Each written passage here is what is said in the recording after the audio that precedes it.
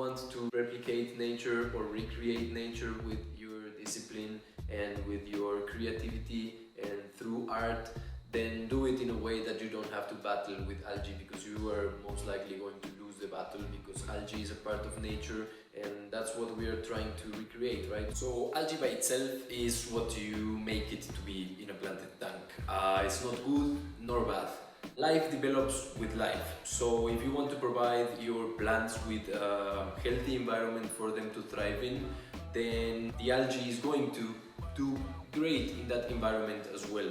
They feed from the same nutrients and they metabolize pretty much the same, just that the algae is much simpler, so they grow at a really fast rate. Algae is always present in every aquarium, in every planted tank and in every fish tank for that matter. So the question here is how to manage it. So the number one thing that you have to look out for is your light. So you need a strong light for your plants. Plants love strong light. Don't focus that much in what algae likes and try to take that away from algae, because what algae likes, it's also what your plants like.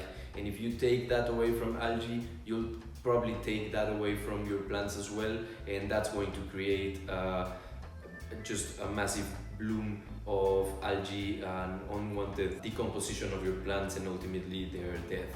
So keep that in mind, give them what they want, give them what they need. BUCEPHALANDRA and Danubias and some crypts, they like the shade, or they like to be shaded, but if you supply them with the proper amount of lighting, they are going to be outstanding. The results are going to be much better, and that's true with every plant. Even if they can grow in a low light environment, if you supply them with a really good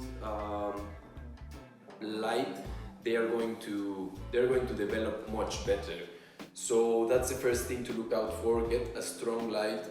It's a little bit counterintuitive because if you research algae, it's related directly to light, but low light for your plants is going to limit the intake of nutrients that they can photosynthesize. So it's really important to have the ability to dim your light when you start a tank, and then be able to ramp it up as the tank grows and matures, and as your plants adapt, and you just need the low light when they are in that state of shock. One important thing that you have to take into consideration is that plants need some time to adjust, and they need some time to adapt to their new environment. When you disturb them, they get shocked, they stay in a state of shock, they are not taking nutrients in, they are not growing as much, they are just trying to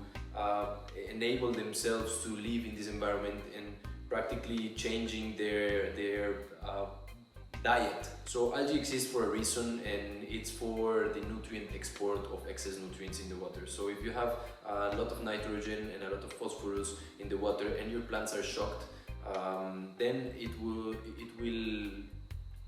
develop, it will thrive, because your plants are not taking in any nutrients and they are decomposing themselves, because plants, when they are not happy in a spot, they are likely to lose their leaves, or when they need to adapt to a new environment, they are going to lose their leaves and or shed their leaves, and then they're going to grow new leaves that are adapted to that environment, to that new environment. So if the new environment is great, the plants will do great in no time. If you don't address the issue, then the algae most likely is going to take over and there is nothing you can do about it.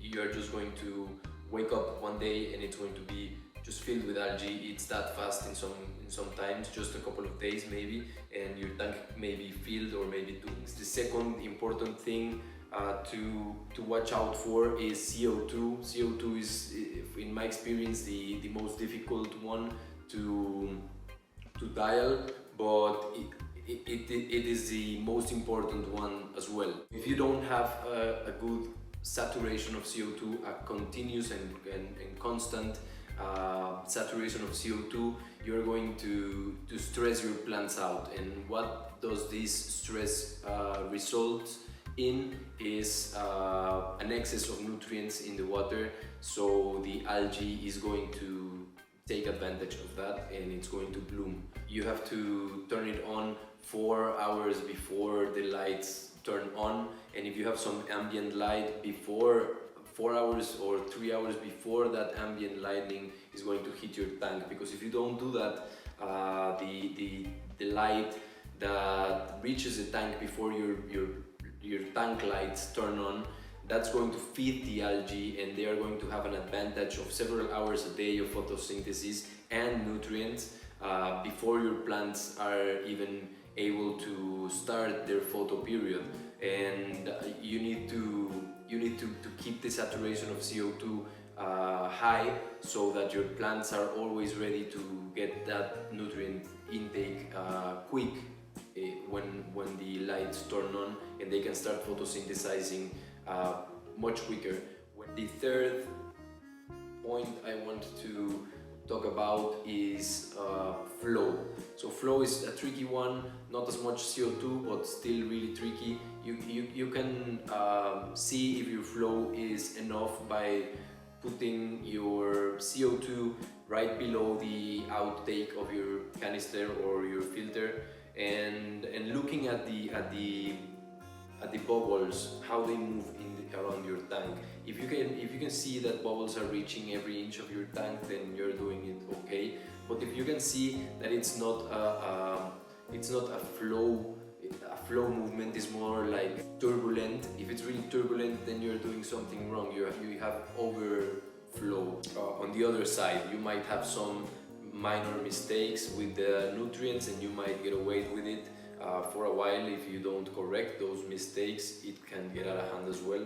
So try to get your tests out when you dose in the mornings or at midday or at night, whatever you dose. Just try to dose before and after the photo period of your plants, so you can deduct how much are they consuming. And if you deduct how much that they are consuming, you're going to be able to dose wisely and not overdose, because that's another issue that you might do, and that you might get when dealing with planted tanks. Those are my recommendations. So just a quick recap: you need to have a good and strong light, you need to have a medium flow, not too strong, not too slow, just enough that it moves water around every spot in the tank to reaches every plant in your tank.